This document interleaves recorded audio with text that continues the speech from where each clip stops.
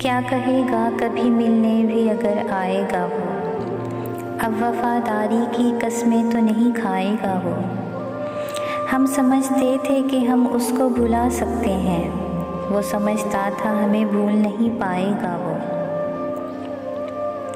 कितना सोचा था पर इतना तो नहीं सोचा था, याद बन जाएगा वो, ख्वाब नज़र आएगा वो।